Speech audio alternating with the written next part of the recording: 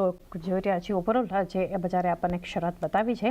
તો market expert Jagdish Thakkar પણ આપણી સાથે જોડાઈ ગયા છે. જગદીશજી, ગુડ મોર્નિંગ અને જય હિન્દ. જગદીશજી, કારણ કે માર્કેટ તો આપણી સેનાને સલામી આપી રહ્યું છે, જે પોઝિટિવ શરૂઆત બતાવી છે, બધા પોઝિટિવ સેટઅપ સાથે બજાર, અને મેજરલી ભારતીય બજાર માટે તો ભારત પાકિસ્તાન વચ્ચેનો તણાવ અત્યારે અટકતો જે દેખાડી રહ્યો છે, સીઝ ફાયર જે આપણે જોઈ રહ્યા છીએ, આ ડેવલપમેન્ટ કઈ રીતે જોઈ રહ્યા છો? માર્કેટ માટે હવે આગળ શું એક સ્ટ્રેટેજી હોવી જોઈએ?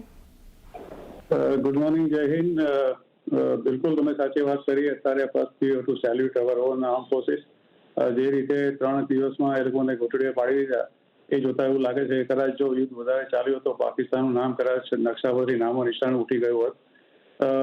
એનીવે જે કંઈ પણ થયું, કદાચ મે બી પરહેપ્સ કંઈક ને કંઈક એની પાછળ કારણ તો હશે જ. એટલે આપણે જ્યારે આ બધી ચર્ચાઓ થશે ત્યારે ખબર પડશે. બીજું, આજે બુદ્ધ પૂર્ણિમા છે, તો સૌથી પહેલા એની ખૂબ ખૂબ શુભકામના. તમે કહ્યું તે પ્રમાણે જે જાતનો યુદ્ધ વિરામ થયો છે એની સાથે બીજા ઘણા સારા સમાચાર પણ ઇન્ટરનેશનલ લેવલ પર આવ્યા છે. ચીન અને અમેરિકા વચ્ચે જે ટ્રેડ ડીલની વાત જીનીવામાં મીટિંગ છેલ્લા 2 દિવસથી ચાલતી હતી એ સ્વિટ્ઝરલેન્ડની અંદર, એનું કંઈક ને કંઈક કન્ક્લુઝન આવે એવું લાગી રહ્યું છે. પહેલાં તો ચીન એના વિશે કન્ફર્મેશન નહોતું આપતું, પણ હવે ચીને આ વખતે પોતે કન્ફર્મેશન આપ્યું છે અને એને કહ્યું છે કે આજે એટલે કે સોમવારે સાંજ સુધીમાં એની જે વિગતો છે સંપૂર્ણપણે કદાચ સ્પષ્ટ થઈ જશે. એટલે that is also another positive thing.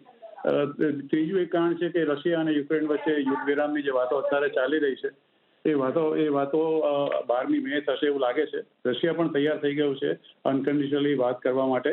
જોકે યુક્રેને કન્ડિશન એવી મૂકી છે કે 30 દિવસનો યુદ્ધ વિરામ અનકન્ડિશનલ કરે પછી જ અમે વાતચીતના ટેબલ પર આવીશું. લેટેસ્ટ હોપ કે વાઇઝર કાઉન્સિલ પ્રિવેલ્સ અને બંને જણા વાતચીત કરવા તૈયાર થાય. આમ તમે જુઓ તો વિશ્વ સાથે આપણા દેશમાં પણ અત્યારે જે થયું છે, this are all very positive science, અને એ ઇન્ટરનેશનલ માર્કેટને પણ સપોર્ટ કરે છે અને આપણને પણ કરે છે. સાથે ગોલ્ડના ભાવમાં થોડો ઘણો ઘટાડો થયો છે, વિચ ઇઝ ઓલ્સો ગુડ. એટલે મને એવું લાગે છે ખાસ કરીને જે લોકોને લગ્ન પરિસ્થિતિમાં જે જાતના મુશ્કેલીનો સામનો કરવો પડે છે એમાં થોડી ઘણી રાહત ચોક્કસ થશે. યુરોપિયન યુનિયન સાથે આજે આપણો 11મો તબક્કો છે વાટાઘાટનો, એટલે એ પણ 16મી મે સુધી ચાલશે અને એની જોડે પણ એફટી એગ્રીમેન્ટ કરાશે. એવું લાગે છે કે આ પૂરો નહીં તો અડધો ચોક્કસ 3-4 દિવસમાં સંપૂર્ણ થઈ જશે. એટલે ચારે તરફથી વસ્તુઓના સુકનવત્તા સમાચાર ચોક્કસ છે. હવે એ જોવાનું રહ્યું છે કે આજે 12 વાગે જે વાતચીત છે ડીઆરએમઓ વચ્ચે, એમાં કેટલું શું આવે છે, શું નથી આવતું. કારણ કે પાકિસ્તાન જોડે વધારે પડતો ભરોસો કરવો એ પણ એક જોખમ જ છે, ગમે ત્યારે અવરચંડાઈ કરી શકતું હોય છે. એટલે એ વસ્તુનું પણ ચોક્કસ આપણા પર ધ્યાન રહેશે. અને આપણે જાણીએ છીએ કે જે જાતની પરિસ્થિતિનું નિર્માણ થયું હતું શુક્રવારે, અને જે રીતે શોર્ટ બંધાયા હતા, પહેલી વાર 16 દિવસ પછી વિદેશી રોકાણકારોએ પોતાની પોઝિશનમાં શોર્ટ ઉમેરો કર્યો હતો. કેશ માર્કેટમાં પણ અને ઇન્ડેક્સ ફ્યુચર્સ, સ્ટોક ફ્યુચર્સમાં પણ દે વર નેટ શોર્ટ ઓનલી. એટલે થોડી ઘણી શોર્ટ કવરિંગ અત્યારે સવારે આવે એ પણ બહુ શક્યતા પૂરેપૂરી દેખાઈ રહી છે. આ બધાની વચ્ચે મારું માનવું છે કે one has to wait and till about 1 hour, 10 વાગ્યા સુધી માર્કેટને સેટલ થવા દેવું જોઈએ, અને પછી તમારે જે લોંગ શોર્ટ પોઝિશન કરવી હોય એ તમે એના પર નિર્ણય લો તો વધારે સારું. 10 વાગ્યા સુધી થોડી એક રાહ જોઈ શકો છો. માર્કેટ કઈ રીતે આગળ આપણને એક્શન બતાવશે. આ સિવાય અન્ય સ્ટોક્સ પર પણ ચર્ચા આગળ વધારીએ તો જીઓ ફિનાન્શિયલ વિરાટ અત્યારે ધ્યાનમાં આવી રહ્યું છે. 5.5% ખરીદદારી ડેઝ હાઈ પર આ સ્ટોક જીઓ ફિનાન્શિયલ અત્યારે આપણને ટ્રેડ થતું દેખાઈ રહ્યું છે. ગેઇનિંગ કાઉન્ટર્સમાંથી છે અને વોલ્યુમ બેઝડ બાઇંગ પણ છે.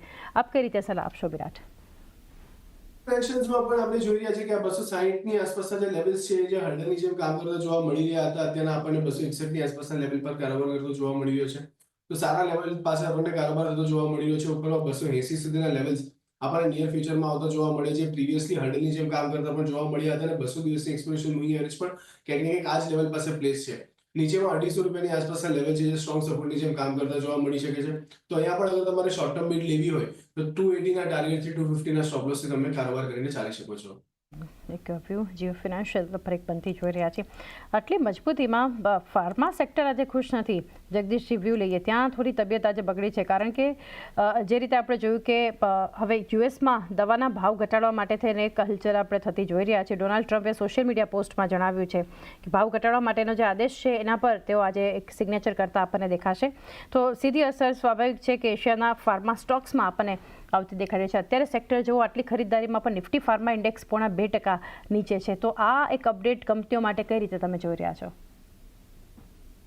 જે આજે એક્ઝિક્યુટિવ ઓર્ડર સહી કરવાના છે એ કરવાના છે જે લોકો અમેરિકાને દવા સપ્લાય કરે છે એને માટે નથી, એ પોતાની અંદરની જે ફાર્માસ્યુટિકલ કંપની પોતાના દેશમાં છે એને માટે આજે એક્ઝિક્યુટિવ ઓર્ડર સહી કરવાના છે. એમાં એ લગભગ 40 થી 80% જેટલી ડ્યુટી કે ટારિફ કટ કરવાની વાતો કરી રહ્યા છે. અર્થાત કે એમને એવું લાગે છે કે જે દવાઓ અહીંયા બને છે એ ઘણી મોંઘી છે અને બાકી દુનિયામાં બીજી દવાઓ સસ્તી મળે છે. જે બાકીની જે કંપનીઓ જે સપ્લાય કરે છે અમેરિકાને વિદેશોમાંથી, એના વિશે મને એવું લાગે છે કે કદાચ એ જુદો ઓર્ડર આજે એક સહી કરશે.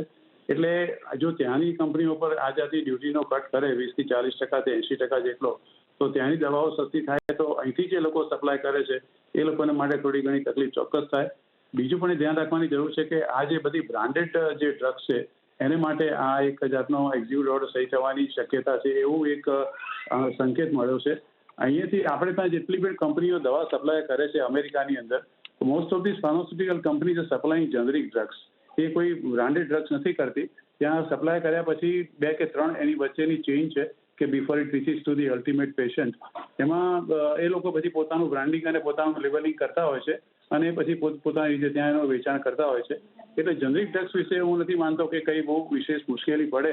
અલબત્ત એ જોવાનું રહેશે કે જે ટેરિફ નાખવાની એમની અત્યારે જે ઘણા વખતની ઈચ્છા છે અને એ પણ એમણે કહ્યું કે હું બહુ આના વિશે ગંભીરતાથી વિચારી રહ્યો છું.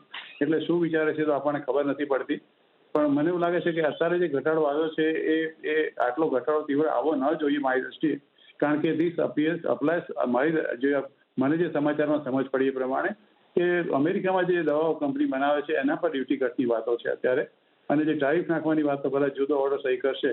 પણ એનીવે આઈ થિંક એ વસ્તુ બિલકુલ સાચી છે કે ડૉક્ટર રેડ્ડી જેવા સારા પરિણામ આવે છતાં પણ આખો ફાર્મા સેક્ટર અત્યારે થોડું નિરાશ ચોક્કસ છે.